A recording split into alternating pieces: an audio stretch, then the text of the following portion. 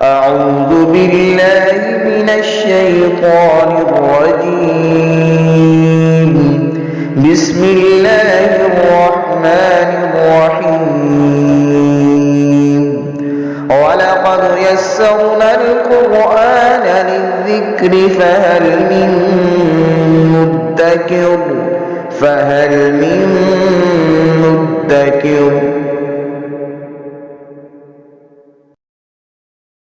بسم اللہ الرحمن الرحیم.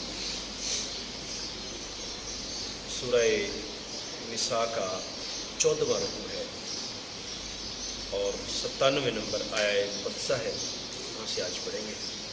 اعوذ باللہ من الشیطان الرجیم. بسم اللہ الرحمن الرحیم.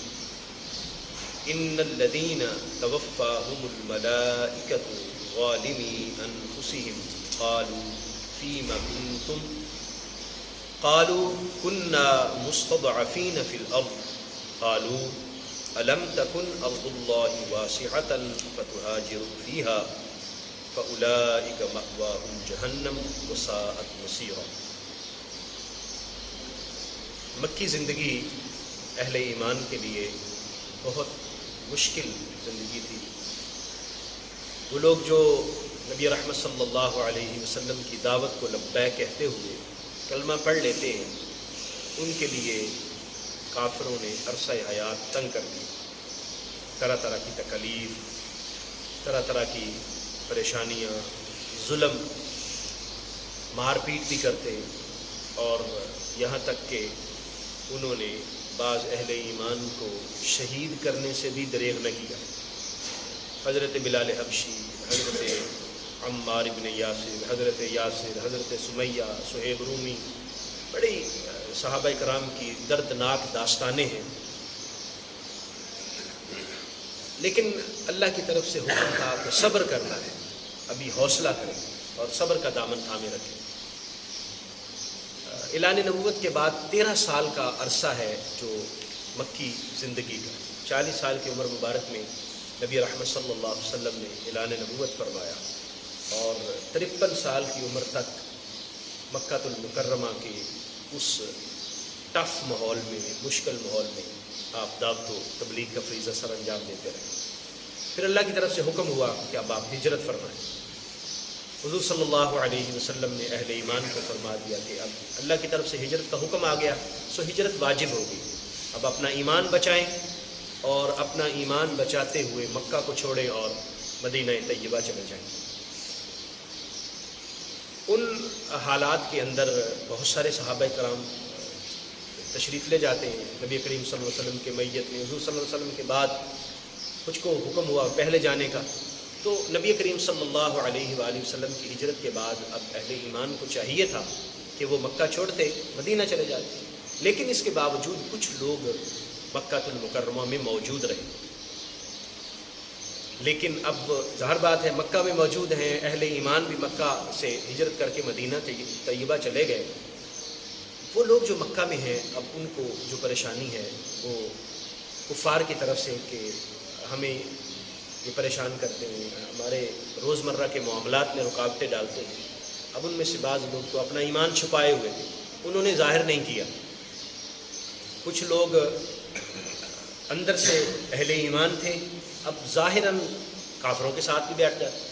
ایون کہ جب غزوہ بدر ہوا تو بہت سارے لوگوں کو ان کے ساتھ مسلمانوں کے خلاف جنگ کے لیے جانا پڑا جو اندر سے مسلمان. اب اس میں حضور صلی اللہ علیہ وآلہ وسلم کے چچا حضرت عباس رضی اللہ تعالیٰ عنہ، وہ اس وقت کافروں کی طرف سے لڑنے کے لیے میدان بدر میں گئے، وہاں گرفتار ہو گئے. حضور صلی اللہ علیہ وآلہ وسلم نے ان سے فدیہ لیا. بڑے معروف واقعات ہیں اس حوالے سے. لیکن حضرت عبداللہ ابن عباس حضرت عباس رضی اللہ تعالیٰ عنہ، حضور کے چچا، بعد میں پھر مکہ چھوڑ کے مدینہ طیبہ تشریف لے گئے. یہاں جن لوگوں کا ذکر ہو رہا ہے وہ لوگ ہیں کہ جو ہجرت کر کے مکہ چھوڑ کر مدینہ نہ جا سکے. اب ایمان کی حالت بھی ان کی ظاہر بات ہے کہ ویسے ہی رہی. ان کو یہاں پر سردنش بھی کی جا رہی ہے کہ وہ لوگ جب فرشتے ان کی روح قبض کرنے کے لیے آئے اور انہوں نے دیکھا کہ یہ کس طرح کی ایمان کی ان کی حالت ہے کہ کلمہ تو پڑا ہوا ہے لیکن اب اعمال ویسے نہیں بجا لائے. انہوں نے ناراض ہو کے پوچھا کہ تمہاری صورتحال کیا تھی؟ انہوں نے کہا ہم کمزور لوگ تھے، ہم یہاں پر کافروں کے اندر رہتے تھے اور ہم اسلام پر صحیح طرح عمل نہیں کر سکے، اور فرشتوں کو اللہ تعالیٰ یہ اجازت دے گا، فرشتے ان کو جھڑکیں گے کہ کیا تم اللہ تبارک و تعالیٰ کی زمین کو نہیں دیکھتے تھے؟ کتنی وسیع زمین تھی، اس جگہ کو چھوڑتے اور کسی اور جگہ پر چلے جاتے جہاں تمہارے لیے دین پر عمل کرنا آسان ہوتا اور ممکن ہوتا۔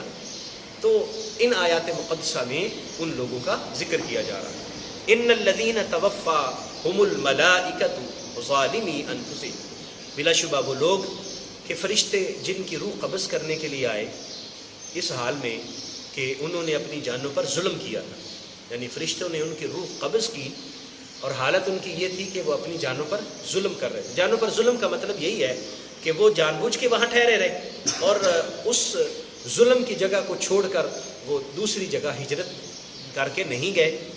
قالو، فرشتے ان سے کہتے فیما کنتم، تم کس صورتحال میں مبتلا ہو؟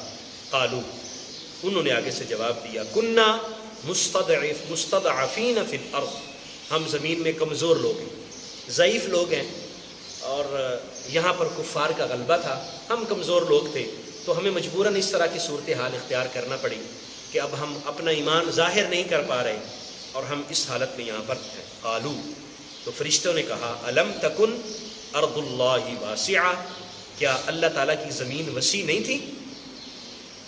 فتہاجروا فیہا، تم ہجرت کر کے اس میں چلے جاتے۔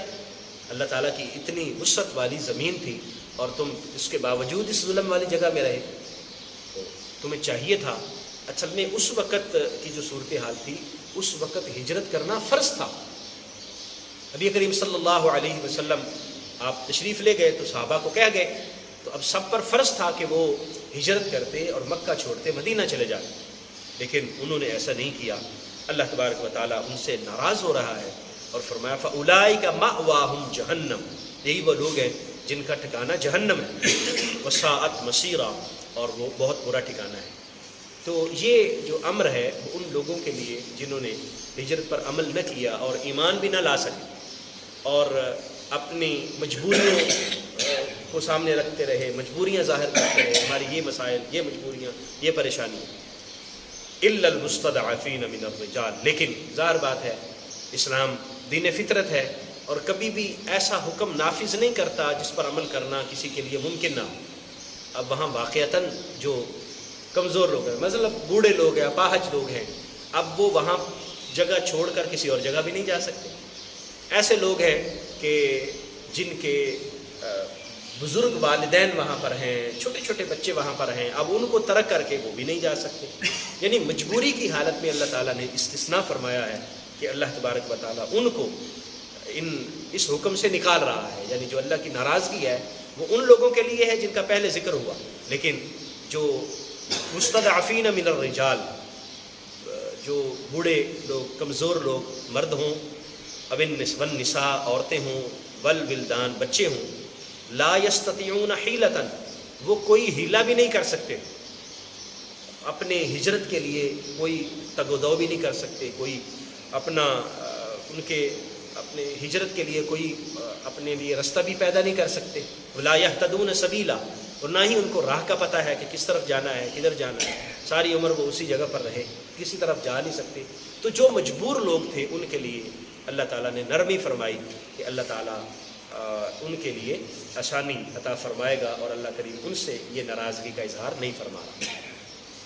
اب جب یہ آیات مقدسہ نازل ہوتی ہیں، صحابہ کرام تک پہنچتی ہیں، تو مختلف صحابہ وہ وہاں سے ہجرت فرماتے ہیں۔ ان میں سے ایک صحابی کا ذکر ہے کہ وہ بہت بوڑھے تھے، انتہائی بوڑھے، اور ان کے لیے چلنا بھی ممکن نہیں تھا۔ تو ان کو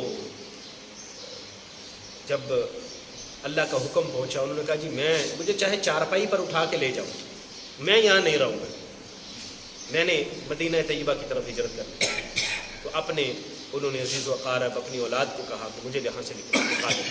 وہ چارپائی اٹھا کر روانہ ہو گئے، تھوڑا سا مکہ المکرمہ سے باہر نکلے تو اس شخص کو موت آ گئی، وہ اس دنیا سے رخصت ہو گئے۔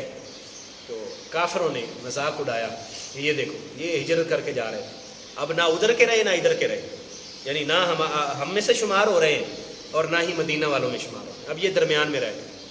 تو اب ان کی نہ ہجرت کا ان کو فائدہ ملے گا، نہ ثواب ملے گا، نہ اجر ملے گا، نہ مطلب اجر تو ثواب تو وہ ویسے بھی نہیں جانتے تھے، مطلب ان کا یہ تھا کہ اب نہ مدینے والے ان کو اپنائیں گے اور نہ ہم، اب یہ درمیان میں رہ گئے۔ اللہ تعالیٰ نے ان کا بھی ذکر فرمایا کہ وہ لوگ جو ایمان کی حالت میں نکلے اور رستے میں ان کو موت آ گئی، اللہ تعالیٰ ان کو اجر عطا فرمائے گا۔